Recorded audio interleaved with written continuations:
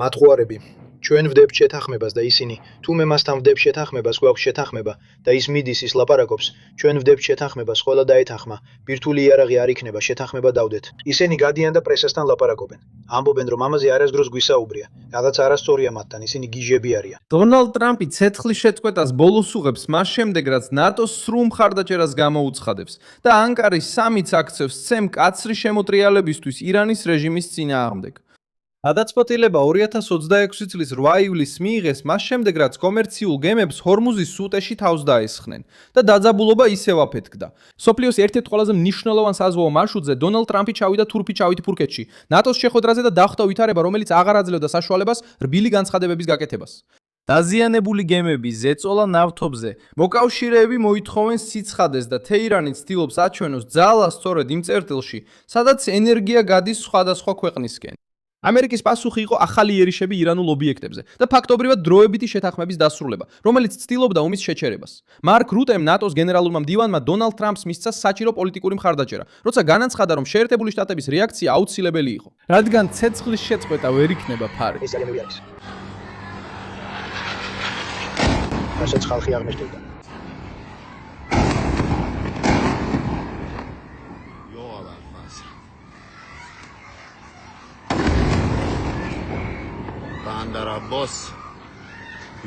მარკ რუტი ნატოს გენერალური მდივანი ტრამპს მისთვის საჭირო პოლიტიკური მხარდაჭერა მისცა, როცა განაცხადა, რომ შეერთებული შტატების რეაქცია აუცილებელი იყო.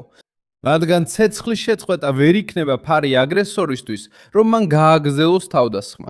აი სწორედ აქ ანკარაში გამართული შეხვედრა მხოლოდ დიპლომატიური აღარ იყო და გადაიქცა გზავნილად. ვინც ხელყოფს სამოქალაქო გემებსა და საერთაშორისო მარშრუტს და თან ამერიკის მოთმინებასაც ცდის, შეიძლება მოლაპარაკების მაგიდასთან ადგილი დაკარგოს. რა დაასრულა რეალურად ტრამპმა? რატომ დაუდგა ნატო მის გვერდით? ახლავე ყველაფერს გეტყვი. თუ მოგწონს ესეთი პირდაპირი და უშუალო კონტენტი, გამოიწერე არხი, რადგან აქ ასეთი ვიდეოები ყოველდღე გამოდის. ტრამპმა ანკარაში განაცხადა, რომ მისთვის ირანთან დროებითი შეთანხმება დასრულებულია. კითხვები ხომ არ გაქვთ? ბატონო პრეზიდენტო, ცეცხლის შეწყვეტა დასრულდა? ცეცხლის შეწყვეტა დასრულებულია? ურთიერთგაგების მემორანდუმი მკვდარია? ეს ჩემთვის ძალიან საინტერესო კითხვაა, ვფიქრობ დასრულდა. ავარ მინდა მათთან ურთიერთობა, ისინი ნაგავია. იცი რა არის ნაგავი? ისინი ნაგავია, ისინი ავადმყოფი ადამიანები არიან, მათ ავადმყოფი ადამიანები ხელმძღვანელობენ და ისინი სასტიკი და ძალადობრივი ხალხია. ეს განცხადება გაკეთდა მას შემდეგ, რაც თეირანს ბრალად დასდეს 3 გემის წინააღმდეგ თავდასხმები ჰორმუზის სრუტეში. Contra 3 embarcações no estreito. ამერიკული სამხედრო რეაქციის შემდეგ კი შეერთებული შტატების პრეზიდენტმა განაცხადა, რომ აღარ სურდა ირანის ხელმძღვანელობასთან ურთიერთობა და მოლაპარაკება დროის კარგვად შეაფასა. და ბიზნესი. ეს ნიშნავს შეთანხმებების დადებას. მთელი ჩემი ცხოვრება ასე იყო, ასე გავხდი პრეზიდენტი. ვფიქრობ ესეც შეთანხმებაა, ხომ ასეა? მაგრამ მე ბევრი ფული ვიშოვე, დიდი წარმატება მქონდა. უზარმაზარი წარმატება, რასაც არ ვაკეთებდი. ყველაფერში წარმატებული ვიყავი. და მე ურთიერთობ ამ ხალხთან და ვამბობ, რომ ისინი სხვა სკოლიდან არიან. ისინი მათხვარები არიან, თაღლითები, ავადმყოფი ადამიანები. მათ საკუთარ ხალხს ავნეს. ეს არ ყოფილა ჩუმად გაწყვეტა, არც კაბინეტის ცივი განცხადება. ეს იყო განცხადება, რომელიც გაკეთდა ნატოს სამიტის შუაგულში, მოკავშირეების წინაშე, რომლებიც ცდილობდნენ ერთიანობის შთაბეჭდილების შენარჩუნებას. სანამ კრიზისი თეორიიდან პრაქტიკაში გადავიდოდა და საზღვაო ვაჭრობას შეეხებოდა, დონალდ ტრამპმა ეს მომენტი გამოიყენა, რათა თეირანი ცეცხლის შეწყვეტის დარღვევაში დაედანაშაულებინა და ამერიკული პასუხი გაემართლებინა. და ისინი არ იციან, მე არ ფიქრობ, რომ ისინი იციან, რას აკეთებენ, მაგრამ ეს ცუდი ხალხია, ძალიან ცუდი ხალხი. სხვათა შორის მე ვფიქრობ, რომ ისინი არაკომპეტენტურები არიან, იმიტომ რომ თუ კომპეტენტურები იქნებოდნენ, შეთანხმებას უკვე დიდი ხნის წინ დადებდნენ. დაახლოებით 47 წლის წინ. ასე რომ, ისინი 47 წელია პრობლემებს ქმნიან და ისინი. ბრძანება შეეხო სტრუქტურებს, რომლებიც დაკავშირებულია ირანის შესაძლებლობასთან, საფრთხე შეუქმნას ნავიგაციას.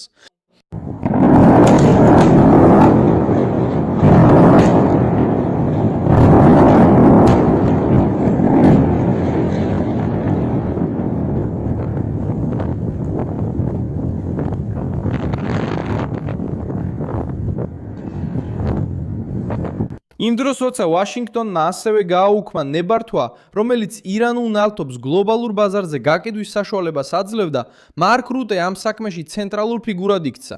ნატოს ხელმძღვანელმა განაცხადა, რომ როდესაც ცეცხლის შეწყვეტაა და ირანი არ ღვევს მას, შეერთებული შტატების ძლიერი რეაქცია გადამწყვეტი ხდება. ფაქტობრივად რუტემ ტრამპს მისცა ის, რის თავიდან აცილებასაც ევროპის ნაწილი ცდილობდა, საჯარო პირდაპირი დამტკიცება და ეს მოხდა კრიზისის ყველაზე მგრძნობიარე მომენტში. ნატომ მხოლოდ სამხედრო ხარჯებს, თავდაცვის გეგმებს და ამერიკული ყოფნას ევროპაში არ განიხილავდა. ალიანსი ომის ცენტრში ირანთან აღმოჩნდა, რადგან აგრესიამ ზღვაში ერთი მარტივი კითხვა წამოჭრა: დაიცავს თუ არა ორგანიზაციას საერთაშორისო წესრიგს, თუ უყურებს როგორ კარნახობს თეირანი წყლებში წესებს. ტრამპმა ასევე გამოიყენა სამიტი, რომ პასუხი მოეთხოვა იმ მოკავშირეებისთვის, რომლებიც ამერიკულ დაცვას ითხოვენ. რეალური საპასუხო ნაბიჯის გარეშე ესპანეთი ყველაზე აშკარა სამიზნე გახდა. ამერიკის პრეზიდენტმა განაცხადა, რომ ესპანეთთან ვაჭრობის შეწყვეტა დაავალა და მადრიდი ნატოში ცუდ პარტნიორად დაადანაშაულა. განსაკუთრებით ესპანეთი, ზოგიერთი სხვა ქვეყანას, მაგრამ განსაკუთრებით ესპანეთი, ისინი ამ საკითხზე ღიად და მტრულად არიან განწყობილნი. ნახავთ, ასე გააგრძელებენ თუ არა, როცა დაგვირეკავენ და ითხვიან: "ვთხოვთ ბატონო, გვინდა თქვენთან მოლაპარაკება, გვინდა მოლაპარაკება." ისინი ჩვენზე დიდ მოგებას იღებენ, მაგრამ ნახავთ, რომ ბევრად ნაკლებს მიიღებენ. არ მინდა მათთან არანაირი საქმე მქონდეს. გაღიზიანება არაფრისგან არ წარმოშობილა. ესპანეთი ალიანსის ახალი სამხედრო ხარჯების მიზანს წინააღმდეგობას უწევდა და ასევე უარი თქვა ბაზებისა და საჰაერო სივრცის გამოყენებაზე ირანთან ომთან დაკავშირებულ ოპერაციებში. ტრამპისთვის ასეთი პოზიცია აღარ შეესაბამება ალიანსს, რომელიც ამერიკის ძალაზეა დამოკიდებული. როცა საფრთხე იზრდება, გააკეთეთ ეს ესპანეთთან, შეწყვიტეთ მთელი ვაჭრობა ესპანეთთან, გთხოვთ. მათ შორის ვიზიზებიც, ხომ ასეა? ჩვენ არ გვინდა არაფერი საერთო გქონდეს. გაინახეთ როგორ გამოიქცევიან უკან, დაბრუნდებიან. ისინი ამ კაცს საშინლად ექცევიან. ესპანეთზე ზეწოლამ სხვა ევროპული დედაქალაქებისთვის გაფრთხილების როლი შეასრულა. დონალდ ტრამპმა მკაფიოდ აჩვენა, რომ აღარ მიიღებს ძველ თამაშს, სადაც შეერთებული შტატები მთავარ ხარჯებს ფარავს. ისინი ირებენ სამხედრო რისკს, ინარჩუნებენ ბირთვულ შეკავებას და ამავდროულად ირებენ მორალის გაკვეთილებს იმ მთავრობებისგან, რომლებიც გადაწყვეტილების მიღების დროს თავს არ იდებენ. ნატომ აიღო ვალდებულება, რომ 2035 წლისთვის თავდაცვაში ინვესტიციები მთლიანი შიდა პროდუქტის 5%-მდე დამდა გაზარდოს. ნაწილი მიმართულია ცენტრალური თავდაცვისკენ, ნაწილი კი უსაფრთხოების, ინფრასტრუქტურისა, მურისა და მზადყოფნისკენ. ეს ზრდა არ წარმოიშვა ევროპის კეთილინებით. ით არამედ იმიტომ, რომ დონალდ ტრამპმა პრობლემა წამოჭრა და სამხედრო წვლილი ერთგულების გამოცდა დაქცია. გრენლანდიაც კვლავ ყურადღების ცენტრში დაბრუნდა. ტრამპმა კიდევ ერთხელ განაცხადა, რომ შეერთებულმა შტატებმა უნდა აკონტროლოს ეს კუნძული, რომელიც დანიის სამეფოს ეკუთვნის და ავტონომია აქვს.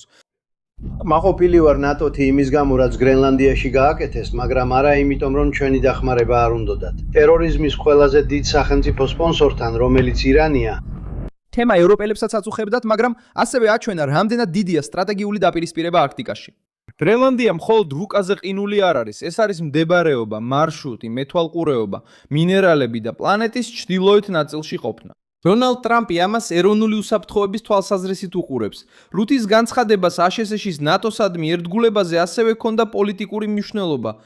მან თქვა, რომ ამერიკის ერთგულებას ალიანსის მიმართ ეჭვი არ ეპარება, მაგრამ დაამატა, რომ ევროპელებმა და კანადელებმა თავიანთი ხარჯები აშშ-ის ხარჯებს უნდა გაუთანაბრონ.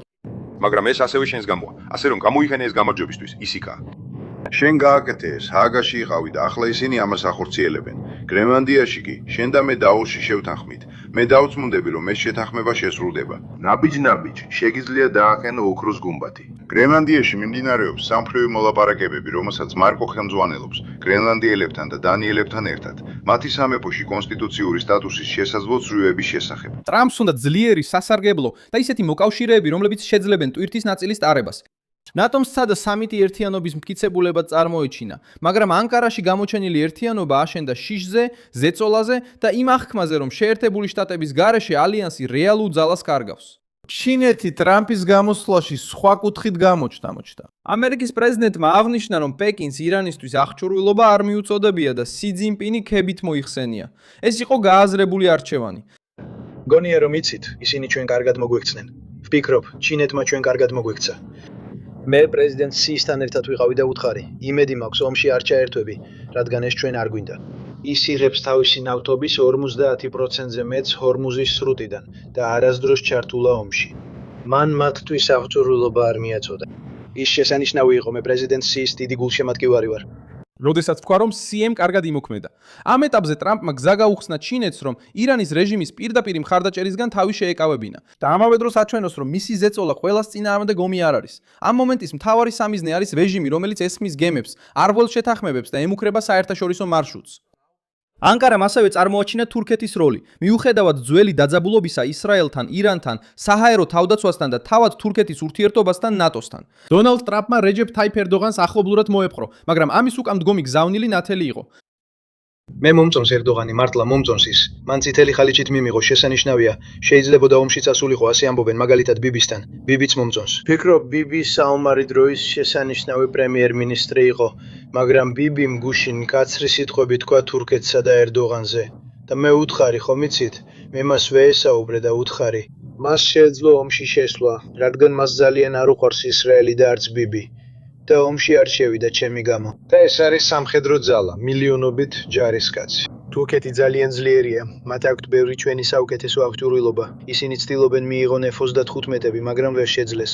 მას უნდოდა ის შევიდოდა, რომ არა მე, ის შევიდოდა და დარჩებოდა მეორე მხარეს.